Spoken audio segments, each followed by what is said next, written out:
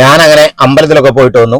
ഇനിയിപ്പം നേരെ അച്ഛനും അമ്മയും കൂടെ എൻ്റെ കൂടെ കയറി. ഞാൻ സത്യം പറഞ്ഞാലേ ഡെർമാവ്യൂവിൽ ഒന്ന് പോവാണ്. മോൻ്റെ ഒരു സ്കിന്നിന്റെ വിഷയമായിട്ട് ബന്ധപ്പെട്ട് ഒരു മരുന്ന് വാങ്ങിക്കണം. അപ്പൊ അവൻ എന്തായാലും 29 തീയതി പേരൻസ് മീറ്റിംഗ് ഉണ്ട്. 30 തീയതി അവനെ നമുക്ക് ഔട്ട് പാസ് ഉണ്ട്.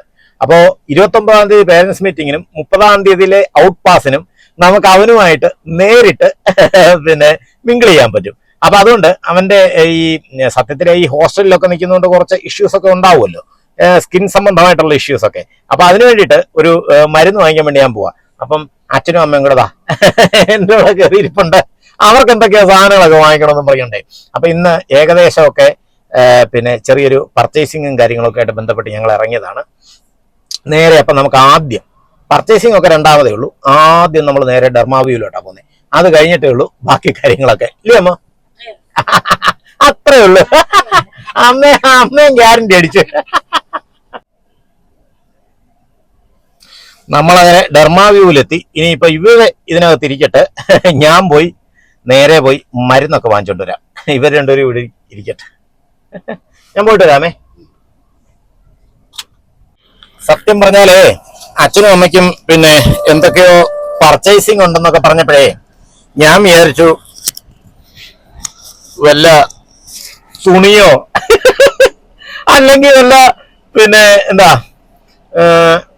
നമ്മുടെ ഈ കോസ്മെറ്റിക് ഐറ്റംസ് അല്ലെങ്കിൽ വീട്ടിലേക്കുള്ള എന്തെങ്കിലും സാധനങ്ങൾ ഇതൊക്കെ ആയിരിക്കും ഞാൻ വിചാരിച്ചത്. സത്യം പറഞ്ഞാൽ വീട്ടിൽ ഇരുന്ന് ബോറടിച്ചോണ്ട് രണ്ടും കൂടെ എൻ്റെ കൂടെ ഇറങ്ങിയത്. എനിക്ക് നിലയുണ്ടില്ല. എന്താ പറയാ പർച്ചേസിങ് അതുകൊണ്ട് ഞാൻ കാണിച്ചു തരാം.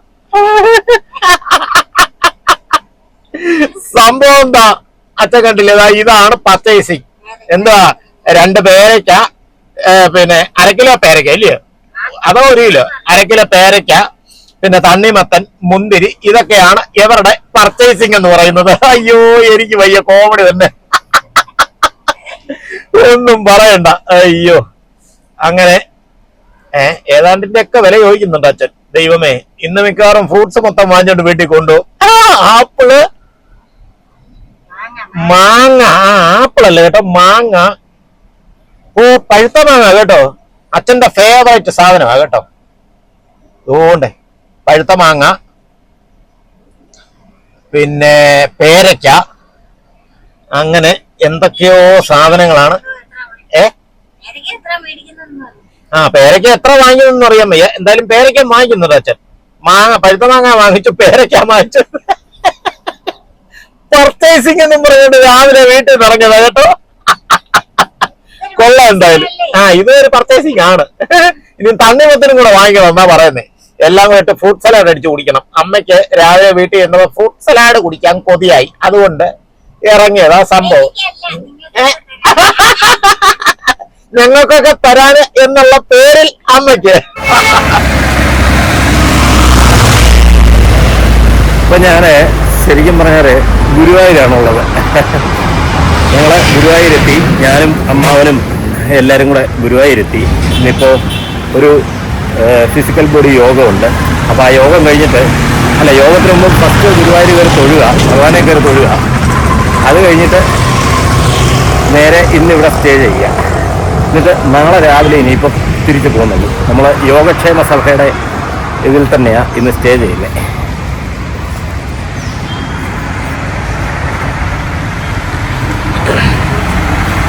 കണ്ടില്ലേ, ഇതാണ് യോഗക്ഷേമ സഭയുടെ അതിഥി മന്ദിരം.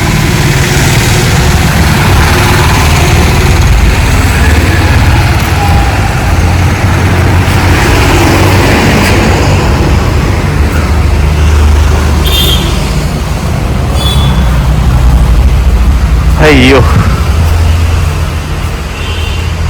ഇവിടെ വണ്ടി പാർക്ക് ചെയ്യാൻ പറ്റാത്തതുകൊണ്ട് നമ്മൾ കുറച്ചപ്പുറത്ത് കൊണ്ടിട്ടേച്ച് ഇങ്ങോട്ട് നടന്നു വരിക. ഇവിടെ വണ്ടി പാർക്ക് ചെയ്യാൻ വീടുകളൊക്കെ ഉള്ളതുകൊണ്ടേ അസൗകര്യമാണ്. അപ്പോൾ അപ്പുറത്ത് പാർക്ക് ചെയ്യിച്ച് ഇങ്ങോട്ട് വന്നുകൊണ്ടിരിക്കുക.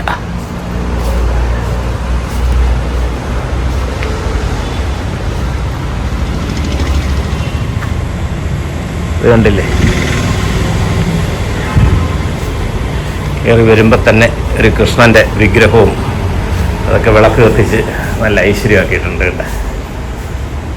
ഇതുണ്ടല്ലേ, ഇവിടെ പട്ടി കടിച്ചുകൊണ്ട് പോകാതിരിക്കാൻ വേണ്ടി ചെരുപ്പിടാനുള്ള സ്ഥലമൊക്കെ ഉണ്ട് കേട്ടോ. ചിലപ്പം പട്ടി അടിച്ചുകൊണ്ട് പോകും ചെരുപ്പ്. അയ്യോ,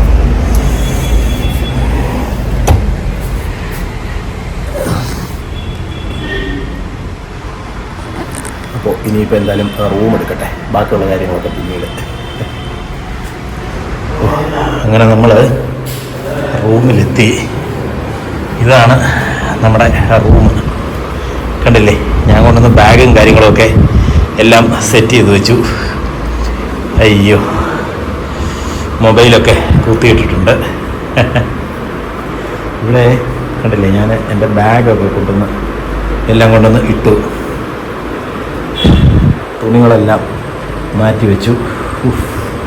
ഇനിയിപ്പോൾ കിടന്ന സത്യം പറഞ്ഞാൽ ഒരു കുളിയും കാര്യങ്ങളൊക്കെ കഴിഞ്ഞിട്ട് സുഖമായിട്ട് കിടന്നൊന്ന് ഉറങ്ങാൻ പറ്റില്ല. കാരണം ഉറങ്ങുന്നതിന് മുമ്പ് നമുക്ക് മീറ്റിങ്ങിനൊക്കെ പോയിച്ച് വന്നതിന് ശേഷം വേണം കിടന്നൊന്ന് ഉറങ്ങാനായിട്ട്. അയ്യോ, ഇതാണ് നമ്മുടെ ബാത്റൂം. നല്ല ക്ലീനാണ് കേട്ടോ, നീറ്റ് ആൻഡ് ഫ്രഷാണ്. അയ്യോ, ബാത്റൂമൊന്നും വലിയ കുഴപ്പമില്ല, കുറച്ച് പഴഞ്ചനാണെന്നുള്ളതേ ഉള്ളൂ. അപ്പോൾ ഇനിയിപ്പോൾ എന്തായാലും കുളിച്ചിട്ട് നേരെ മീറ്റിങ്ങിന് പോകണം. മീറ്റിംഗ് കഴിഞ്ഞിട്ട് വന്നു കിടന്ന് നമുക്ക് സുഖമായിട്ടൊരു ഉറങ്ങാം. അമ്പലത്തിലൊക്കെ പോയി തൊഴുതിട്ട് വന്നിട്ട് ഞാൻ നേരെ ജനറൽ ബോഡി മീറ്റിങ്ങിന് കയറി. സത്യത്തിൽ അമ്പലത്തിൽ എനിക്ക് അകത്ത് കയറി തൊഴാൻ പറ്റിയില്ല, കാരണം നല്ല തിരക്കാണ്. ഇന്ന് ഉദയാസ്തമന പൂജയും കാര്യങ്ങളും ഒക്കെ ആയിട്ട് ബന്ധപ്പെട്ട് നല്ല ക്യൂ ആയിരുന്നു. അപ്പോൾ ഞാൻ ജസ്റ്റ് കൊടിമര ചവിട്ടി നിന്ന് തൊഴുതതേ ഉള്ളൂ. അപ്പോൾ മീറ്റിങ്ങിൽ വിശദമായ ചർച്ചകളും കാര്യങ്ങളുമൊക്കെ എല്ലാം നടന്നു. എന്തായാലും വൈകിട്ടും നാളെ രാവിലെയുമായിട്ട് ഭഗവാനെ കയറി കണ്ട് തൊഴുതിട്ടേ പോകുന്നുള്ളൂ എന്ന് ഞാൻ തീരുമാനിച്ചിരിക്കുക. അങ്ങനെ പിറ്റേ ദിവസം രാവിലെ ഇറങ്ങി നേരെ ട്രെയിൻ കയറി. രാവിലെ അല്ലേ കേട്ടോ, ഉച്ചയ്ക്ക് 1:30 മണിക്ക് ഉള്ളായിരുന്നു ട്രെയിൻ കേട്ടോ. കാരണം രാവിലത്തെ ട്രെയിനിന് രാവിലെ 9:15 ട്രെയിൻ ഉണ്ടായിരുന്നു. അതിന് എനിക്ക് കയറാൻ പറ്റിയില്ല. കാര്യം എന്താ വെച്ച് കഴിഞ്ഞാൽ നല്ല ക്യൂ ആയിരുന്നു. വ്യാഴാഴ്ച ആയതുകൊണ്ട് നല്ല തിരക്ക് അമ്പലത്തിൽ. അങ്ങനെ ഭഗവാനെ കണ്ട് തൊഴുതിട്ട് 1:30 ഞാൻ ഇറങ്ങിയപ്പോൾ പുറത്തെ കാഴ്ചകൾ സത്യം പറഞ്ഞ എന്നെ അത്ഭുതപ്പെടുത്തി കേട്ടോ. കാരണം ഒരു ഭയങ്കര നാട്ടിൻപുറം, അതായത് ഗുരുവായൂർ കഴിഞ്ഞ് പൂങ്കുന്നം എന്ന് പറയുന്ന സ്ഥലമൊക്കെ കഴിഞ്ഞ് ഇങ്ങനെ എറണാകുളത്തിന് അല്ലെങ്കിൽ തൃശ്ശൂരിന് വരുന്ന റൂട്ടില് എന്ത് ഭംഗിയാണ് ഇവിടെയൊക്കെ കാണാമെന്നറിയാമോ. വയലുകളും നെൽപ്പാടങ്ങളും, അതുപോലെ ഇത് കണ്ടില്ല കുറേ പ്രദേശത്ത് നെല്ലുകള് ഈ കൊയ്ത്ത് കഴിഞ്ഞിട്ട് അവിടെയൊക്കെ ഇങ്ങനെ നെല്ലൊക്കെ കരിച്ചിട്ടേക്കുന്നു. അതെന്തിനാണെന്ന് അറിഞ്ഞൂടാ, തീയിട്ടിരിക്കുക. നെല്ലിന് കച്ചി കളഞ്ഞതിന് ശേഷം തീയിട്ട് വെച്ചിരിക്കുന്നതായിരിക്കണം. ഞാൻ പണ്ടിങ്ങനെ കണ്ടിട്ടുണ്ട്. അതെന്തിനാണ് ഏതാണെന്നൊന്നും എനിക്ക് അറിഞ്ഞുകൂടാ. ഗ്രാമഭംഗി നല്ല വിളിച്ചോതുന്ന പഴയ വീടുകളും ഒക്കെ കുറേ കാണാം നമുക്കിവിടെ കേട്ടോ. പൊന്തൽ കാടുകളും ഒക്കെ ആയിട്ട് നല്ല ഭംഗിയാണ്. ഇവിടെ ഒരു പ്രത്യേക എഫക്റ്റാ വെളിയിലോട്ട് നോക്കിയിരിക്കാൻ. തടാകങ്ങള്, അതേപോലെ ജലാശയങ്ങളും കനാലുകളും ഒക്കെ ആയിട്ട് കണ്ടിട്ട് അയ്യോ, ഏക്കർ കണക്കിന് കൃഷിസ്ഥലമാണ് കേട്ടോ. ഇഷ്ടം പോലെ നെൽപ്പാടങ്ങൾ, എന്ത് ഭംഗിയെന്നറിയോ കാണാനായിട്ട്. എന്തായാലും കൊയ്ത്തൊക്കെ കഴിഞ്ഞിട്ട് കുറെ ആയി. സാധാരണ കൊയ്ത്ത് കഴിഞ്ഞിട്ടുള്ള പാടമാണെങ്കിലേ അവിടെയൊക്കെ ഈ കിളികൾ ധാരാളമായിട്ട് കാണും. അപ്പൊ ഇപ്പൊ എന്തായാലും നെല്ല് ഇല്ല, പൂർണ്ണമായിട്ടും കിളികളൊക്കെ അത് കൊത്തിക്കൊണ്ട് പോയി. അതുകൊണ്ടാണ് ഇപ്പൊ അത് കാണാത്തത് കേട്ടോ. എന്ത് ഭംഗിയില്ലേ ഈ സ്ഥലമൊക്കെ കാണാൻ. അങ്ങ് ദൂരെ ഫ്ലാറ്റുകളും കാര്യങ്ങളും ഒക്കെ കാണുന്നുണ്ട്. എങ്കിലും അത്രയും ഏരിയ കാണാൻ തന്നെ ഒരു പ്രത്യേക വൈബാ. നല്ല രസമുണ്ട് കേട്ടോ. സത്യം പറഞ്ഞാൽ എനിക്ക് ഇവിടെ കാണുന്ന ട്രെയിൻ നിർത്തുകയാണെങ്കിൽ ഇതിനെ അകത്തൂടെ ഇറങ്ങി ഒന്ന് ഓടി നടക്കാനൊക്കെ തോന്നുന്നുണ്ട് കേട്ടോ. പക്ഷേ ഉച്ച സമയമായിട്ട് നല്ല കട്ട വെയില, നല്ല ചൂടും. പിന്നെ ഒരു കാര്യമുണ്ട്, നമുക്ക് വേറെ നിവൃത്തി ഒന്നുമില്ല. ഇത് ലോക്കൽ ട്രെയിനാ. ഞാൻ ഇനിയിപ്പോൾ തൃശ്ശൂർ ഇറങ്ങിയിട്ട് തൃശ്ശൂരിൽ നിന്ന് നേരെ അടുത്ത ട്രെയിനിന് കയറണം. അത് മിക്കവാറും ട്രെയിനിൽ കയറിയതിന് ശേഷം AC കിട്ടുമല്ലോ എന്നൊന്ന് നോക്കണം. എന്തെന്നറിയാമോ, എനിക്ക് ഇവിടുന്ന് തന്നെ ത്രൂ ഔട്ട് തിരുവനന്തപുരം കിട്ടിയിട്ടുണ്ട് ടിക്കറ്റ്. പക്ഷേ ടിക്കറ്റ് ജനറലിനാണ് കിട്ടിയത്. അപ്പം എന്നോട് പറഞ്ഞത് ഇനിയിപ്പോൾ എന്തായാലും AC കിട്ടുന്ന കാര്യം സംശയമാണ്. അതുകൊണ്ട് ഏറ്റവും എളുപ്പ വഴി എന്ന് പറഞ്ഞാൽ നേരെ ട്രെയിനിൽ കയറുക, എന്നിട്ട് TTRനോട് സംസാരിച്ചാൽ ഇവിടെ കണ്ടില്ല ഒരു അണ്ടർപാസ് കേട്ടോ, ഷീറ്റ് ഒക്കെ ഇട്ടിട്ടുണ്ട് അവിടെ.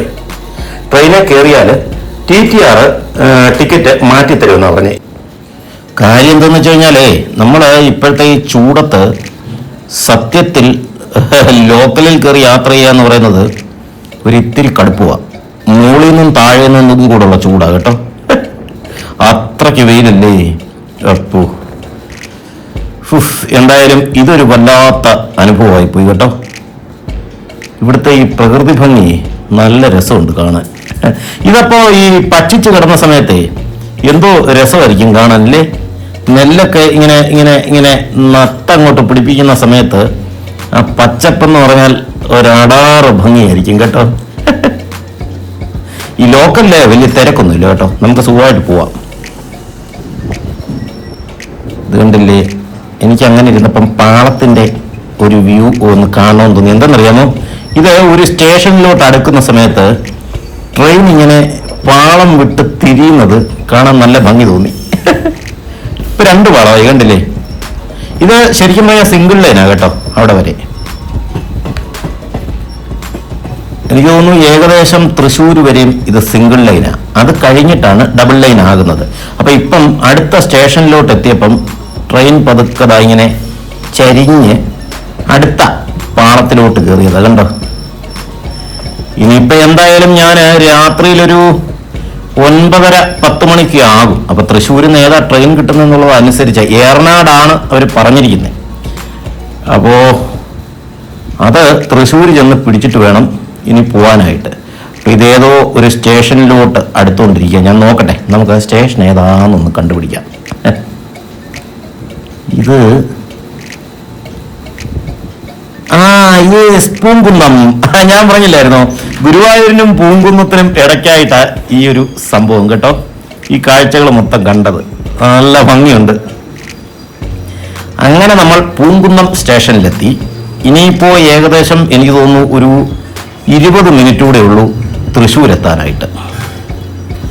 അപ്പോ ഇന്നത്തെ വീഡിയോ ഇവിടെ നിർത്തുന്നു. എല്ലാവർക്കും